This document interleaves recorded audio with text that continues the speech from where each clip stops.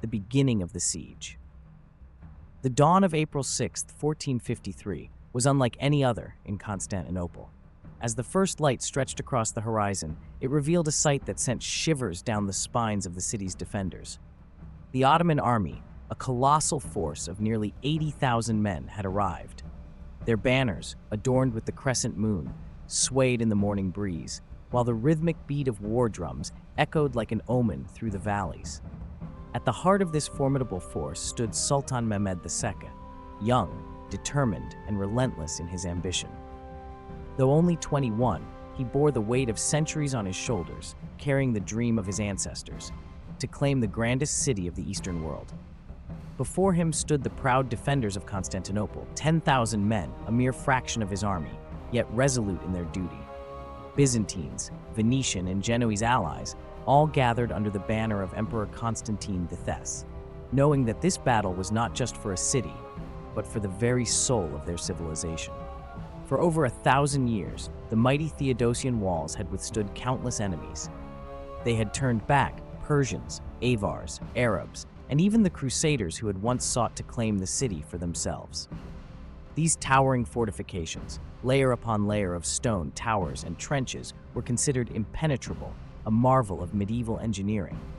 Yet this time, they faced a weapon unlike any before. The Ottomans had come prepared. Among their arsenal were massive cannons, including the monstrous basilica, a war machine of terrifying proportions. Forged by the Hungarian engineer Orban, it was said to be so immense that it required over 100 oxen to transport.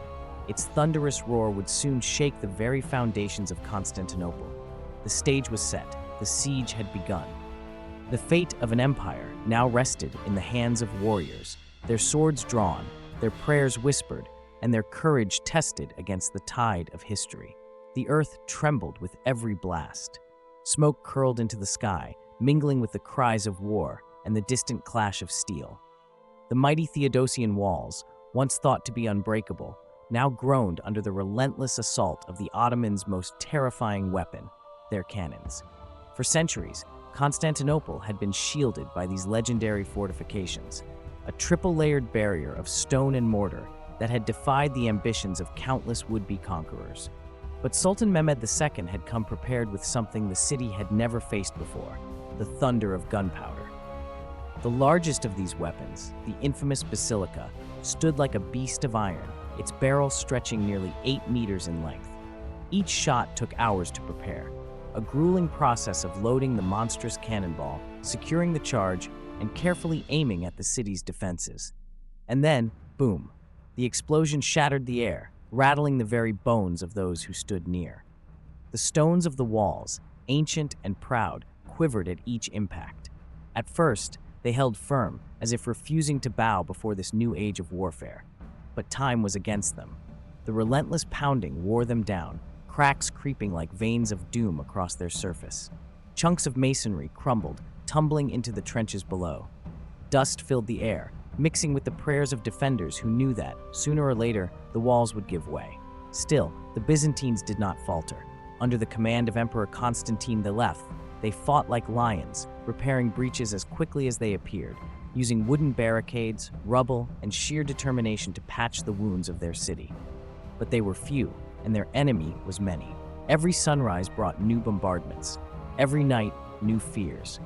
And with each passing day, Constantinople edged closer to its fate.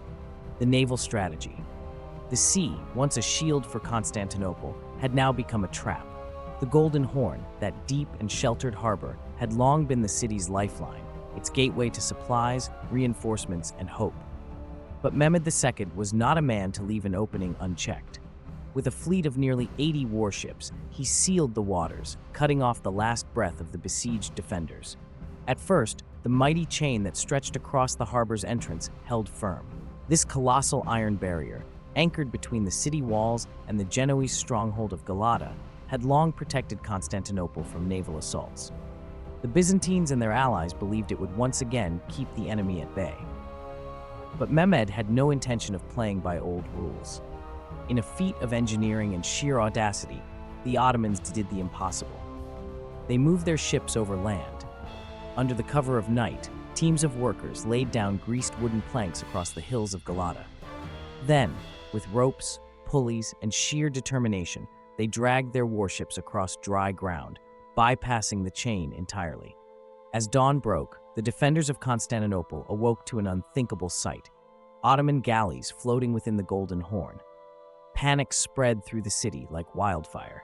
The Byzantines had expected attacks from the land and the mighty walls, but now the enemy loomed from the sea as well. The blockade was complete. No more supplies, no more reinforcements. Constantinople stood alone, surrounded, its fate tightening like a noose. The defenders scrambled to respond, launching fire ships in a desperate attempt to burn the enemy fleet. Flames roared upon the waters, but the damage was not enough. The Ottomans held their ground, their grip on the city growing stronger with each passing day. What had once been Constantinople's strength, its strategic position between sea and land, had now become its prison, and the captors were closing in. The fall of the city, 53 days, 53 nights. The walls of Constantinople had endured the relentless pounding of cannons, the assaults of countless soldiers, and the crushing weight of impending doom. But on the dawn of May 29, 1453, the city stood on the edge of oblivion. Before sunrise, the Ottoman army gathered for one final decisive assault. Their ranks stretched as far as the eye could see. Thousands upon thousands of warriors, banners fluttering in the morning breeze, the air thick with the scent of smoke and iron.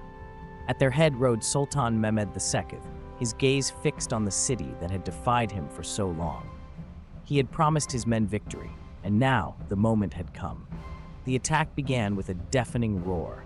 Waves of soldiers crashed against the battered walls, scaling ladders, hacking at barricades, forcing their way into the city's last defenses. The Byzantines, exhausted but unyielding, met them with all they had: arrows, swords, boiling oil. Every street, every gate, every broken stone became a battleground. But they were too few. The tide had turned. Then came the breach. A section of the Theodosian walls, weakened by weeks of bombardment, finally crumbled. Through the gap poured the Ottomans, unstoppable now, sweeping into the heart of the city. Among the defenders, Emperor Constantine V and Palaiologos fought with the fury of a man who knew his fate was sealed. Clad in his armor, sword in hand, he refused to flee. A city without an emperor is no city at all, he had declared. And so, in the chaos of battle, he vanished. Whether cut down by the enemy or lost beneath the rubble, none could say.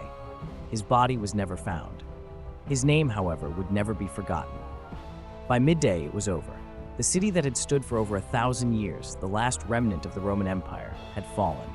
The banners of Byzantium were torn down, and in their place, the crescent of the Ottomans was raised.